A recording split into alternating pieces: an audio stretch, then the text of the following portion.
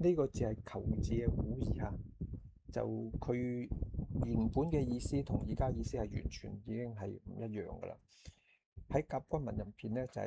係話嗰啲喺件皮衣前邊啊，嗰個領入邊有啲毛，係一個象形字嚟嘅。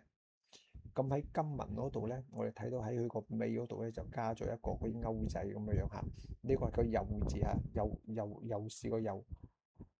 然之後算書咧就喺個尾嗰度咧就再加一橫啊，咁即係好似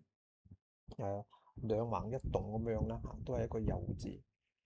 咁呢個咧就變成咗一個嘅呢個右字就表示個聲音嘅，就代係一個形聲字咁樣啦變咗。咁但係咧就最開頭嘅時候咧，呢一個嘅求字咧係皮衣嘅意思，古文咧就冇咗個衣字，但係咧